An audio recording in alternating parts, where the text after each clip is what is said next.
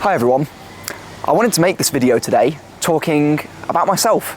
I know, how narcissistic of me.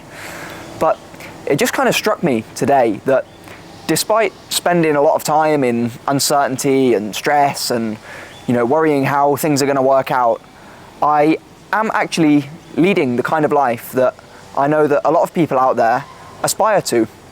I have my own business, I have a lot of freedom in terms of how I set my schedule, and I travel the world, which I know is a big dream for a lot of people.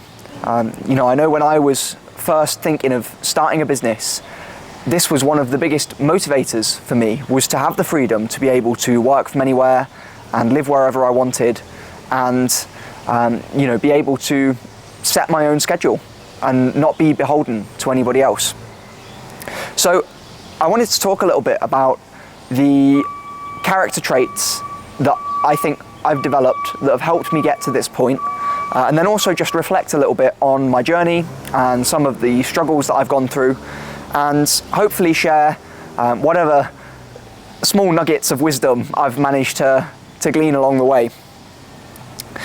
So, as much as it's overdone at this point, everybody talks about it, it's for a reason. And the most important thing initially is mindset. Because if you don't believe that something is possible, then you're never going to even start. So the first step for me was in expanding my mind and my ideas of what was actually possible in reality. And I've spoken before on this channel about psychedelics and how they played a big part in that for me specifically. I'm not by any means saying that everybody has to do them in order to kind of be able to come to these conclusions, but for me, the experiences that I had when I tried certain substances like psilocybin mushrooms or LSD, they really kind of broadened my mind and allowed me to think about the world and my place in it in a very unique way. And so the first step for me was in actually allowing myself to dream about what I really wanted. And a lot of people think that they have dreams, but I'm not so sure that those dreams they have are actually their own. A lot of people, they might dream about getting that promotion, or they might dream about taking that dream holiday, and they don't allow themselves to dream bigger and think, well, what if I gave myself my own promotion? What if I, instead of just taking that vacation, what if I lived in that place? And then almost working backwards from what you want your reality to look like to the steps that you would have to take on a daily basis to bring that to fruition.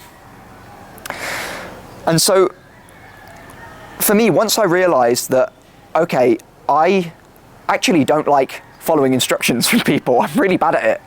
I don't like people telling me what to do. I don't like people telling me that I have to be in a certain place at a certain time. So what would I have to do to have freedom over my own schedule?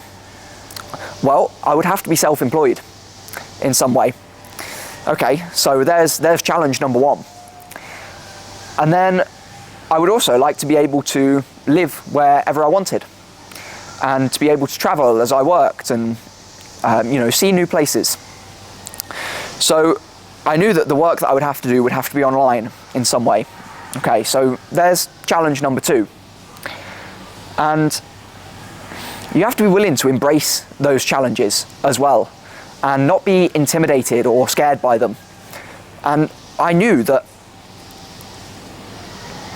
these things are physically possible because other people have done them, right? So nothing about what I'm planning so far is outside of the realms of possibility. And so then I started to kind of turn this little puzzle over in my mind, because that's how I saw it, right? If you have an objective as to where you want to be, then anything in the way of that objective is just a puzzle to be solved. So this kind of sent me down the rabbit hole of researching different online businesses and just learning a little bit more about entrepreneurship in general. And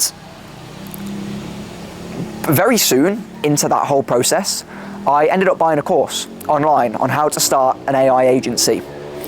And this was a big step for me at the time because I'd never bought any kind of online course before. I'd never really tried any kind of online business before. It just wasn't something that was on my radar. And the course was £3,000, which, you know, in my mind then was a lot of money. And I suppose that is a lot of money. It's a month's income if you're earning, you know, an average wage in the UK. And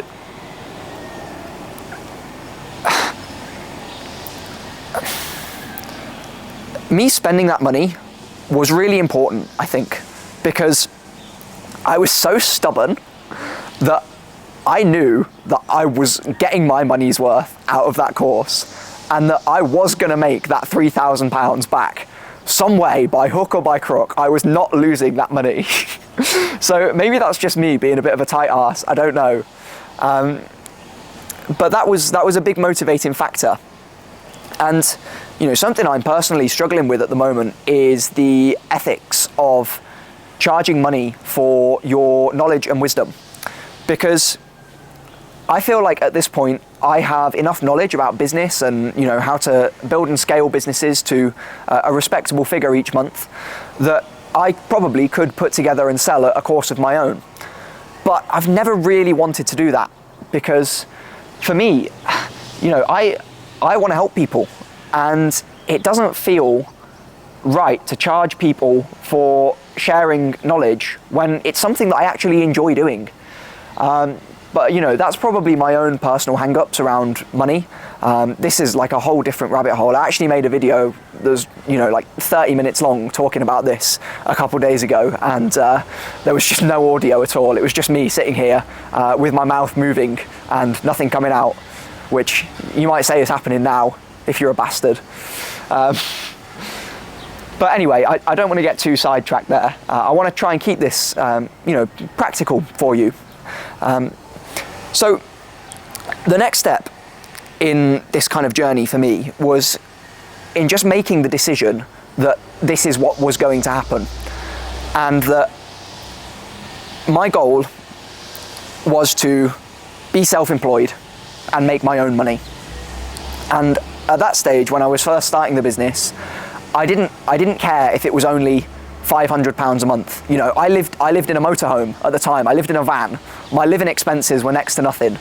And yeah, I thought if I made £500 a month, I could fucking retire at that point. Life was much simpler back then. And so I knew that no matter what happened in life, if I kept that as my North Star, I would achieve that goal eventually, even if I had to get a job in the meantime to cover some bills, because my initial journey into entrepreneurship began quite suddenly. I got sacked from my previous job, which, if you'd have asked me at the time, was basically my dream job. And, you know, the circumstances around that I felt were very unfair. Long story short, one of my best friends spent some time in prison for, you know, quite a serious mistake that he made when he was younger. And I confided in my manager, who, you know, I thought we were friends at that point. We got on really well, and I trusted him. And, you know, things were pretty tough at the time. And so I confided in my manager, and then he fed that back up to the owner of the company, and they decided that they would rather not have any kind of PR difficulties of, you know, one of their managers being associated in any way with somebody that had spent time in prison for that particular offence. And so they let me go. And for me, this was, you know, looking back on it now, I'm glad that it happened. And I do believe now that things happen for a reason, and that if you are in touch with your spiritual side, with the divine, whatever that might mean to you. And once you have a destiny, that things will happen in your life to steer you on the right path. And you know, I can see now that this was one of those moments, but at the time, it basically turned my world upside down. And this was motivation number 2 for me, was thinking, well, I've just lost what's basically my dream job. You know, I was getting paid to travel around the world to all of these different countries, Nigeria, Dubai, you know, Italy, Egypt, and it was good money too, and I enjoyed what I was doing. And I figured, well, any job that I get now is probably going to be a downgrade, and I am not going backwards in life. So the only thing I could do really to turn that L into a W was for me to move on to something better. And again, for me, that was being self-employed and having my own business. So that was a big motivating factor for me too. And in terms of my journey of making money, it's not something that happened quickly. You know, for the first 3 months, I wasn't cut out to be my own boss. I didn't respect myself enough to set objectives for myself and follow through on them. And I do think that if you're starting an entrepreneurial journey, especially if you're young, it will teach you a hell of a lot about yourself and force you to confront some things that you maybe would never have had the chance to if you hadn't gone down that route. Because for me anyway, it's like I know that I have this goal, I know that I want to achieve this goal, and yet I find myself acting in ways that aren't congruent with that. Why is that? You know, why can I not act in ways that move me closer to my goal? And you know, you start to have this kind of internal battle with yourself, and you might go down the path of becoming a tyrant to yourself and trying to kind of whip yourself into shape and force yourself to do the work. And that can work for a time, but you end up burning yourself out. So it's much better to negotiate with yourself, and the parts of yourself that don't want to do the difficult tasks. You know, for me, I avoided cold calling for a long time because I'd done cold calling previously for a couple of years. I knew I was good at it, and I knew that it was the most efficient path to start booking meetings and making money. But I felt this massive amount of resistance to it. Just the idea of calling up strangers and speaking to them and trying to pitch them something, and you know, putting yourself out there to face rejection again and again and again. It's not an easy thing to do, and I'd burnt myself out really badly in one of my previous jobs doing just that. And so I had a lot of kind of negative feelings associated with cold calling. And I knew for such a long time that this was like my personal dragon. You know, it was the final boss that I had to defeat in order to get to the next level of the game. And I told my friends this as well, and I knew it for months and still couldn't force myself to do it. So it really made me kind of look within exactly what was behind the resistance there. You know, what was it that made me anxious about the idea of speaking to strangers, about being rejected, about being seen by other people? And you know, this helped me learn a lot about myself. And I realized that it's so much easier to negotiate with yourself from a place of love and care than it is to try and force yourself to do something from a place of guilt and shame. And now, I don't know about you guys, I've got loads of voices in my head. I've given up trying to work out whether that's normal or I'm insane. I think other people do too. And I just decided to treat it as a board meeting. And, you know, I am the director of the board, I'm the chair. And if there's an activity I don't want to do and there's like serious inner resistance to it, then fine, I will hear that side of myself out. But it has to present a valid argument as to why it should be listened to. Because really, any internal resistance that you have, any of those voices in your head that are, telling you to stop doing something, or, pulling you in a certain direction, it's easy to paint them as the enemy if they are distracting you from your goals. But you have to remember that they're only there to try and protect you. At some point in your life, perhaps you had an experience where you got rejected, or ridiculed, or shouted at, or for putting yourself out there or being yourself, and you developed that inner voice there as a protective mechanism to try and protect you against a similar experience happening in the future. So it's important not to treat these voices as enemies, but to treat them with love and kindness and realize that they are there to try and protect your emotional state, and they can be negotiated and reasoned with. And it's a gradual process. I'm sure that you can get quicker results from just attempting to dominate them into submission. And there's guys on YouTube out there who I've seen who follow that kind of approach and make videos about like how to conquer your inner bitch and all this kind of stuff. And you can argue that there's a time and a place for that. Sometimes you do just have to do the work, but I don't think that's healthy in the long run. So I guess summing up that entire monologue there, just being willing to confront your deeper emotional tendencies and ask the difficult questions of yourself and be willing to learn and grow, and accept that it will take time, is also a really important part of the process in my mind. Because your mindset is everything. As I've mentioned before in previous videos, your thoughts literally create the reality that you live in. If you have a really negative outlook on life, then it doesn't matter what the situation is. You'll be able to find some kind of negative in it.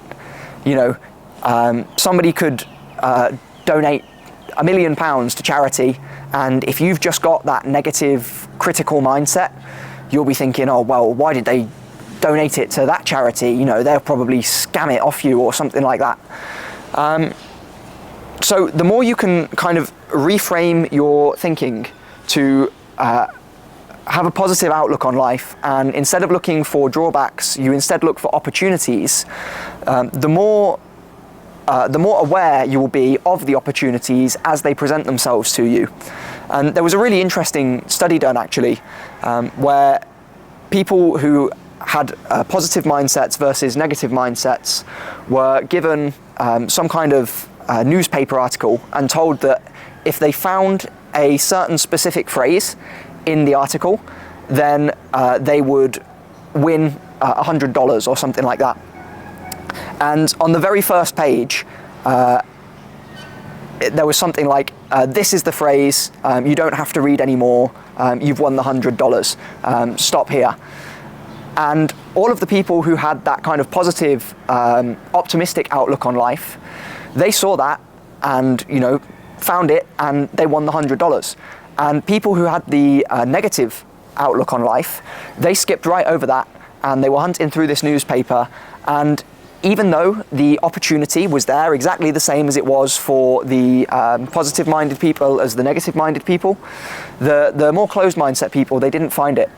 And there's been other studies as well around, finding money on the street, which is actually something that's happened to me for the last 2 days in a row, quite strangely. And then also, the first person who followed me on Twitter yesterday, I just clicked their profile to see who it was, and the photo that they posted most recently was of them finding money on the street.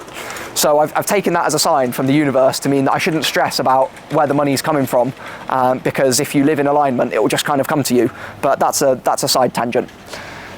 So what have we covered so far? Covered mindset, we've covered positive thinking.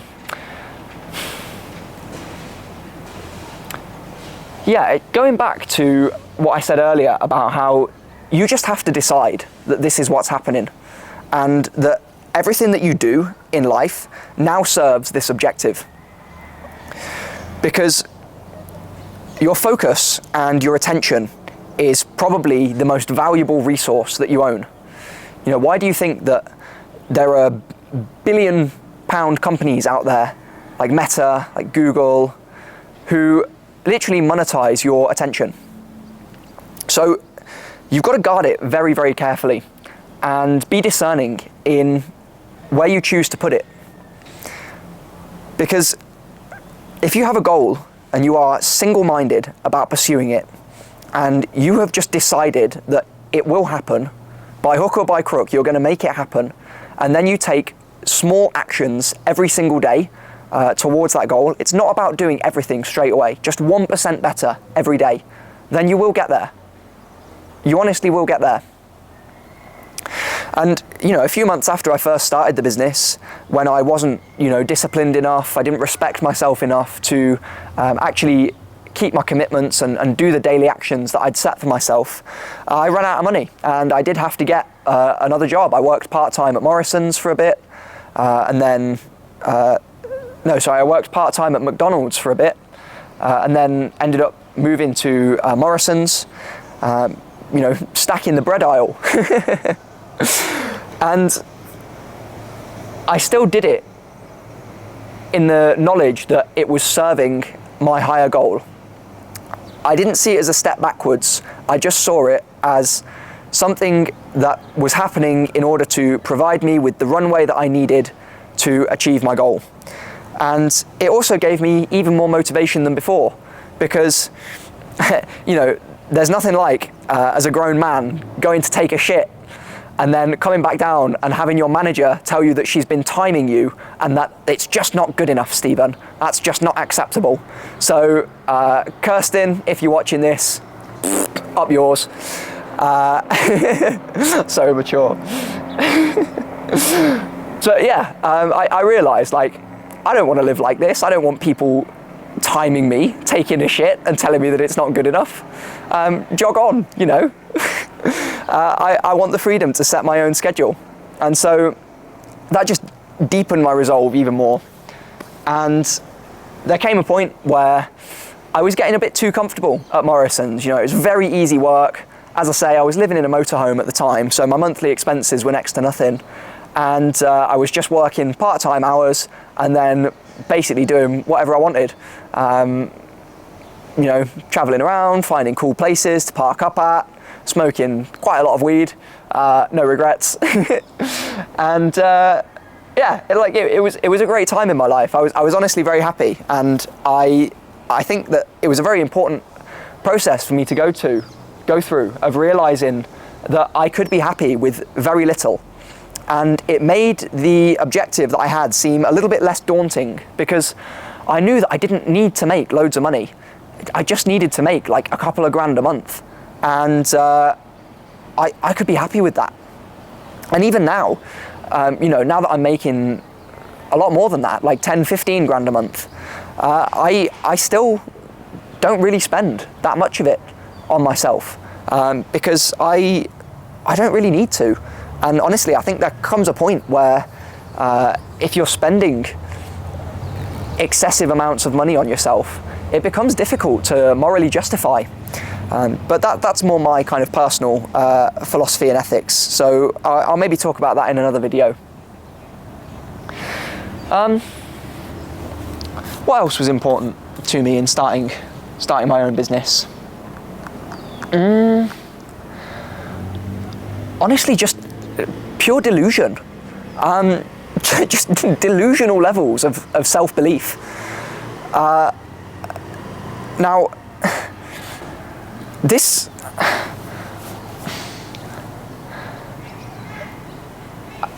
I don't even really know how to talk about this, to be honest. Like, this is probably going to put a lot of you off if anybody's even watching this. But for me, spirituality and connecting with some kind of higher power and higher purpose was hugely important. And without, meaning to sound too woo-woo or hippie or anything like that, if you have faith in something and a divine purpose, it just gives you ridiculous amounts of energy and drive. And I actually think that there's a good argument to be made that faith is logical and rational, because I think most people would agree that your life will be happier if you believe that you are in control of it. If life is just something that happens to you and throws you around and you feel like you're not in control of your circumstances, that's not a nice place to be in. It's much better to believe that you are steering the ship. And so I just started to believe that I could bend reality to my will. And this goes completely against the rational mind. And it's not something that was kind of easy to do, because before I tried any kind of psychedelics or had any of these consciousness altering experiences, I was a very kind of rationalist, materialist, atheist, scoffed at people that believed in religion and God type of person. But I tell you what, fucking hell, do a few tabs of acid and some DMT on top of that, pop an edible, go camping in the woods one night. Oh boy, you'll have an experience that you can't explain. And I just had a few too many of these experiences and weird coincidences and synchronicities happening in my life for me to deny any longer that there is some form of higher organizing intelligence out there, and that you can befriend it by becoming a good, honest, moral person. And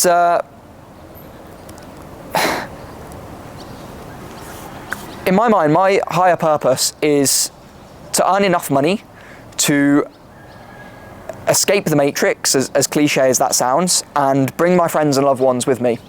So I'm saving up for land at the moment, and I want to start a sustainable eco community where people can, live and have their bills covered, essentially, so that they're not forced to participate in the capitalist system, because you either, as it currently stands, you kind of have to, otherwise you starve and you're homeless. And I think that capitalism should be more of a side game that you can choose to participate in if you want to. So me kind of having that higher purpose and then connecting that with some kind of faith in something greater than myself as well,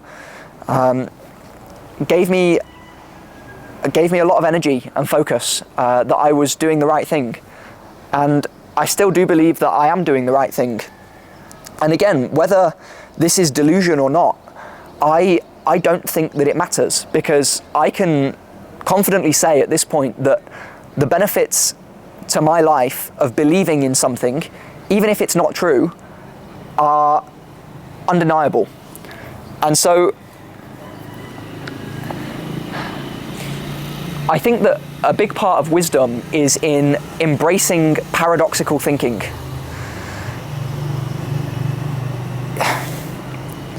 It's about realizing that in life there's not really much black and white. There's not really much good or evil. There's not really much, everything is on this sliding scale of polarity. And being able to realize that and hold often opposing viewpoints at the same time, believing that you are a powerful wizard that can manipulate and bend reality to his will, while also not losing that faith when it doesn't work out, and just almost like taking responsibility of that and thinking like, because this thing didn't happen, even though it could just be completely random chance, circumstances outside of your control, if you can take ownership of that and say, no, this was my fault, it sounds counterintuitive, but your life will be better as a result, because it's better to believe that you are in control and steering the ship of your life. And I do firmly believe that I am doing just that. And I think that as I progress more and more and accomplish more and more things, that will become undeniable to everybody else as well. So I know this was a bit of a kind of random, rambly talk. I'm still figuring out the best way to kind of structure my thoughts around this, and you know, I'm not making these videos to get loads of views, is the thing. I make enough money. I don't need to sell a course or build a huge following or anything like that. If I'm being completely honest, I would be happy if through YouTube I could meet like just one best friend. You know, just one person who watches these videos and understands what I'm talking about and is on a similar path and has similar goals, and you know, that's my plan with the channel, because I believe that you can go much further doing something with somebody than you can alone.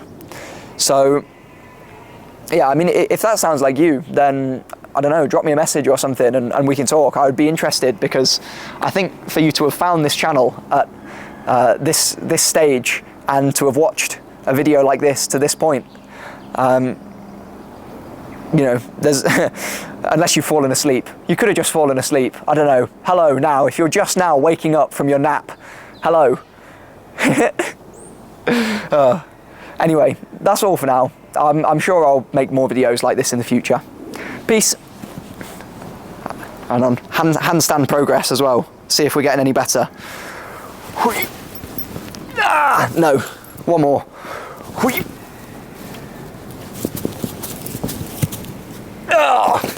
Yeah, that one was much better.